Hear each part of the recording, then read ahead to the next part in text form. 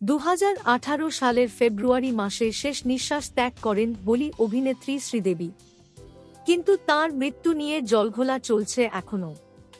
ভুবনেশ্বরের YouTuber দীপ্তি আর পিন্নিতি দাবি করেন, শ্রীদেবীর মৃত্যুর নেপথ্যে রয়েছে প্রধানমন্ত্রী নরেন্দ্র মোদীর নাম।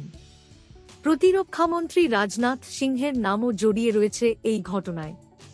দীপ্তির আরও দাবি, শ্রীদেবীর মৃত্যুর ঘটনা নাকি পূর্ব নির্ধারিত। ভারতের সঙ্গে হাত মিলিয়েছিল আরব সংযুক্ত আমির শাহীর সরকারও। দীপ্তি তাঁর ইউটিউব চ্যানেল থেকে একাধিক ভিডিও পোস্ট করে এই দাবি করেছেন। শুধুমাত্র শ্রীদেবীর মৃত্যু নিয়েই নয়, বলি অভিনেতা সুশান্ত সিংহ রাজপুতের মৃত্যু নিয়েও প্রশ্ন তুলেছেন দীপ্তি। ইউটিউবারের বিরুদ্ধে চার্জশিট পেশ করল সিবিআই। সিবিআই আধিকারিকদের বক্তব্য, ইউটিউব ভিডিও এবং সমাজ মাধ্যমে প্রচুর চিঠি এবং নথিপত্র প্রমাণ হিসাবে দেখিয়েছেন দীপ্তি, যেগুলি আত্মে নকল বলে দাবি সিবিআইয়ের। এই নথিপত্রেই রয়েছে মোদি থেকে শুরু করে রাজনাথ সিংহের নাম।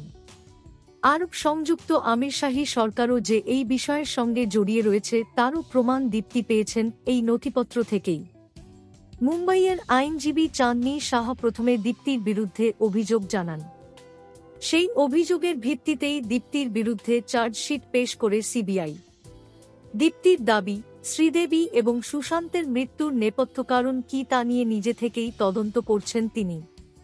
2023 সালের ডিসেম্বর মাসে দীপ্তির বাড়িতে তল্লাশি চালায় সিবিআই।